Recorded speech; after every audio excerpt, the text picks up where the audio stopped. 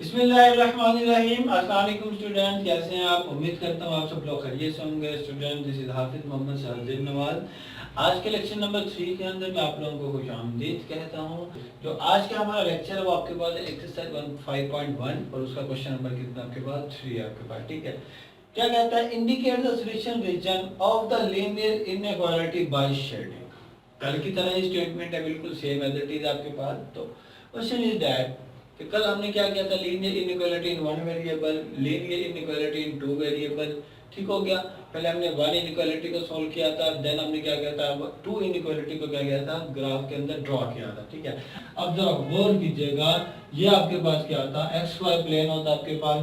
Student गौर कीजिएगा कि आपके पास इस चीज को हम क्या, ये वर्टिकल लाइन, एक आपके पास ये हाफ प्लेन, एक आपके पास ये हाफ प्लेन। इस प्लेन को हम क्या कहते हैं?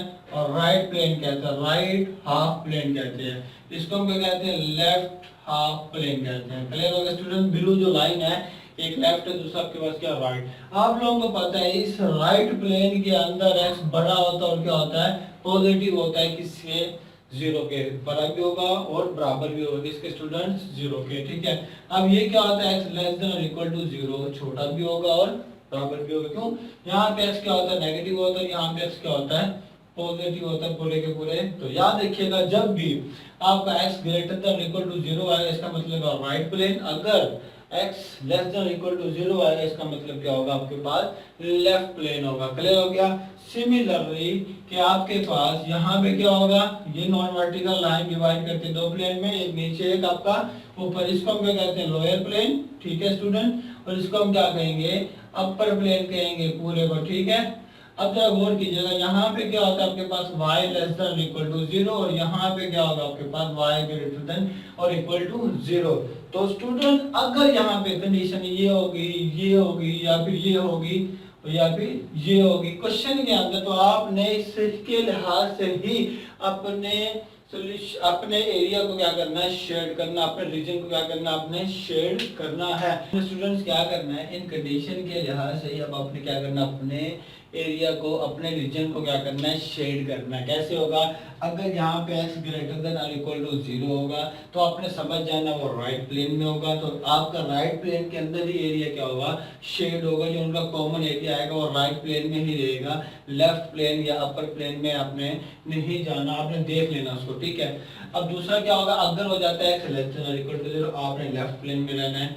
अगर कह देता y less than equal to zero, आपने लोअर प्लेन में रहना है। अगर क्या देता y greater than equal to zero, आपने कहाँ पे रहना स्टूडेंट्स? अपर प्लेन में ही रहना है। तो ये इन रेस्ट्रिक्शन का मतलब क्या होता है? ये होता है आपके पास, ठीक हो गया स्टूडेंट। अब हम क्या करते हैं? अपने सोल्यूशन की तरफ मूव करते हैं। सोल्यूशन सेम आपका प्रीवियस क्वेश्चन की तरह, सिर्फ आपके पास एक चीज ऐड हुई है, वो कौन सा? एरिया शेड करना है, ठीक है। रिस्ट्रिक्शन के लिहाज से वो मैंने आपको पहले क्या कर दिया? बता दिया। अब हम क्या करते हैं? अपने सोल्यूशन की तरफ मूव करते हैं। तो स्टूडेंट हम लोग मूव करते हैं कि आपके पास इसका सोल्यूशन क्या होगा। यहाँ पे हम राइट कर देते हैं कि आपका सोल्यूशन। अब मैंने आपको पहले बताया था कि सबसे पहला स्टेप आपके पास क्या होगा? एसोसिएट इक्वेशन होगी। आपके पास क्या होगी? Associate equation. एसोसिएट इक्वेशन क्या होती है? जल्दी से बता दें मुझे ना। एसोसिएट इक्वेशन, एसोसिएट इक्वेशन आपका स्टेप नंबर 1 है। तो क्या होगा आपके पास स्टूडेंट्स? जल्दी से बता दें क्या करना आपने। जस्ट उसको 3x plus 7y is equal to क्या आ जाएगा? 21, 2x minus y is equal to क्या आ जाएगा? -3 आ गया आपके पास। कोई मसला स्टूडेंट? जी जैसे हमने क्या बना लिया? एसोसिएट फॉर्म बना लिया। अब आपने क्या करना है? इनकी इंटरसेप्टिंग फॉर्म बनानी है। क्या बनानी है students? Intercepting form. Intercepting form का आपको पता है कि आपके पास दो इक्वेशन है, ठीक है। पहली इक्वेशन की आपके पास 3x plus 7y is equal to कितना? आपके पास 21। इसके हम इंटरसेप्टिंग फॉर्म बनाएंगे तो क्या बनेगी? जल्दी से बता देना। हम दो फॉर्म बना लेते हैं। यहाँ पे क्या आएगा आपके पास? एक्स इंटरसेप्ट,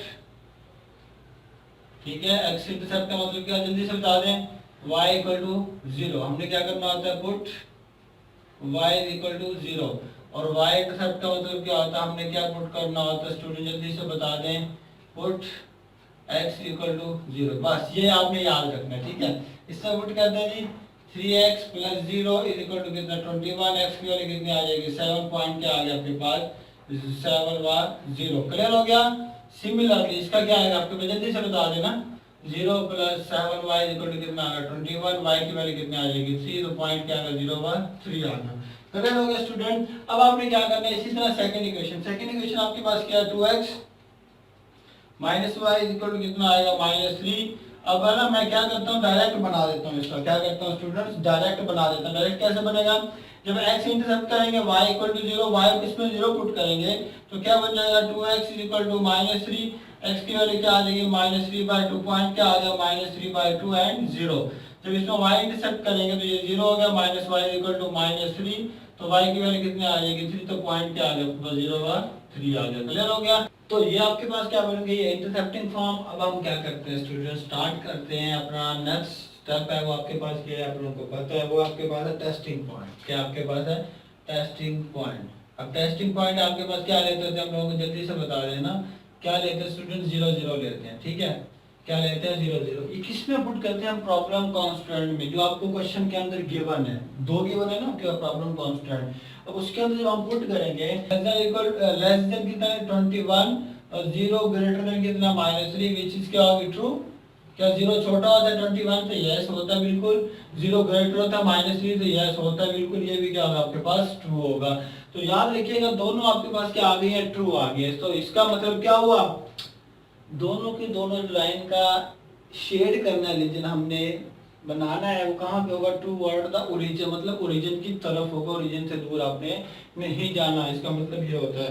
इसके बाद जो स्टेप है आपके पास है ग्राफ। क्या स्टूडेंट्स, ग्राफ। अब ग्राफ ड्रॉ करना मुश्किल नहीं है, आप लोगों ने चैप्टर नंबर 1 में भी सीखा हुआ है। ठीक है, अभी आपके पास क्या है y एक्सिस है, ये आपके पास क्या है x एक्सिस है।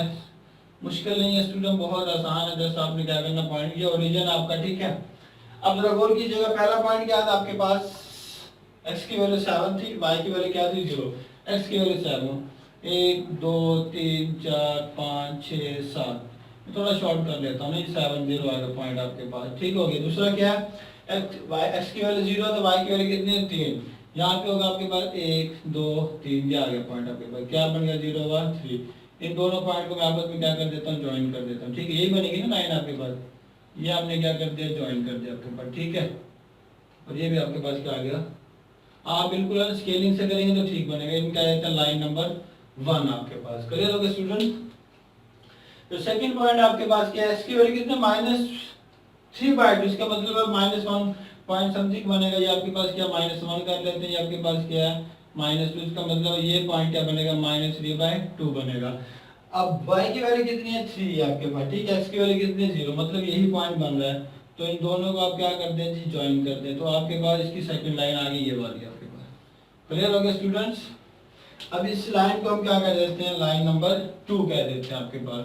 क्लियर हो गया। तो स्टूडेंट अब हम क्या करते हैं, इसको शेड करते हैं अपने एरिया को। ठीक है, वो आपके पास है। हम अब गौर की जगह जो हमारे पास रिस्ट्रिक्शन है, जो हमारे पास क्या है रिस्ट्रिक्शन है, बताया गया x ग्रेटर है और इक्वल है किसके 0 के, तो वो कहाँ पे होता है, राइट प्लेन में होता है। तो आपने ये तो याद रखना है कि आपने जो एरिया बनाना है, जो रीजन शेड करना है, वो आपका कहाँ होना चाहिए, राइट प्लेन के अंदर होना चाहिए, राइट प्लेन से बाहर नहीं होना चाहिए आपके पास। क्लियर हो गया। अब हम पहले क्या करते हैं, इस लाइन का रीजन ड्रॉ करते हैं कि लाइन का शेडेड एरिया बनता कौन सा आपके पास। ठीक है, अब जरा गौर कीजिएगा कि ये लाइन क्या थी आपके पास, ट्रू थी।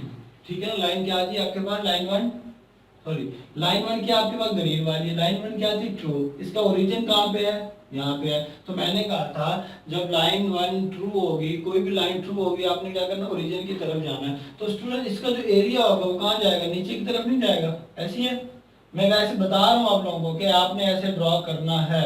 क्लियर हो गया, ये आपके पास नीचे की तरफ जाएगा, ऐसी है। अब जरा गौर कीजिएगा, जो आपके पास लाइन 2 है वो भी आपके पास क्या है, ट्रू है। ठीक है, उसका एरिया भी कहाँ होगा, अब पॉइंट कहाँ ये रहा, तो उसका एरिया भी कहाँ होगा, नीचे की तरफ होगा। ऐसी है, हम इसको बाद में शेड मिटा भी दे सकते हैं। ठीक है, तो इसका एरिया कहाँ होगा, नीचे की तरफ होगा। अब गौर कीजिएगा कि हमने इनका कॉमन एरिया निकालना है, और कॉमन एरिया, कॉमन इंटरसेक्शन जो शेडेड एरिया होगा वो कहाँ होना चाहिए, राइट प्लेन में होना चाहिए, लेफ्ट प्लेन में नहीं होना चाहिए। अब जरा गौर कीजिएगा, ये तो हमारा होगा ही नहीं, क्यों, क्योंकि ये लेफ्ट प्लेन में आ गया आपका। ये भी आपका नहीं होगा, क्यों, लेफ्ट प्लेन का पार्ट है या लोअर प्लेन का भी पार्ट है। अब इसको क्या करते हैं, सारा मिटा दें स्टूडेंट्स। ठीक हो गया। अब आपने क्या कर दिया, इसको तो हमने मिटा दिया, ठीक हो गया। अब ये सारा का सारा लेफ्ट प्लेन का पार्ट है। अब ये भी एरिया नहीं होगा, क्यों? इसका एरिया नीचे की तरफ है, इसका एरिया यहाँ पे सिर्फ एक ही लाइन का शेडिंग एरिया आ रहा है, तो ये भी आपका शामिल है नहीं होगा आपके पास। क्लियर हो गया? अब जरा गौर कीजिएगा, ये जो एरिया बच गया आपके पास, ये वाला एरिया, ठीक है, और आपके पास स्टूडेंट्स ये वाला एरिया, ऐसी है, ये वाला एरिया यहाँ तक, ये सारे का सारा बच गया है ना आपके पास, क्योंकि ये आपके पास क्या बनता है, इन दोनों का कॉमन एरिया बनता है। तो ये एरिया क्या होगा, इसका शेडिंग एरिया, सॉल्यूशन रीजन इसका क्या बन जाएगा, ये बन जाएगा आपके पास। क्लियर हो गया? ठीक है, राइट प्लेन में ही है, अगर इधर आ जाता तो आपको कौन सा बन जाता, वो लेफ्ट प्लेन में भी आ जाता। तो स्टूडेंट ये था हमारे पास क्वेश्चन नंबर 3 का एक्सरसाइज 5.1 के क्वेश्चन नंबर 3 का सॉल्यूशन। क्वेश्चन नंबर 3 के 6 पार्ट हैं, सारे के सारे बिल्कुल इसी मेथड से ही होंगे। जस्ट आपने क्या करना है, अपने रिस्ट्रिक्शन को देखना है कि हमने एरिया कहाँ पे शेड करना है, बाकी सारा काम वही है। जस्ट आपके पास एक चीज का इजाफा, वो आपके पास है रिस्ट्रिक्शन। रिस्ट्रिक्शन आपको डिपेंड करती है कि राइट प्लेन में शेड करना है या लेफ्ट प्लेन में शेड करना है, या आपने अपर प्लेन में लेना है या फिर आपने लोअर प्लेन में रहना लेना। आपने कॉमन इंटरसेक्शन एरिया ही है, शेड आपने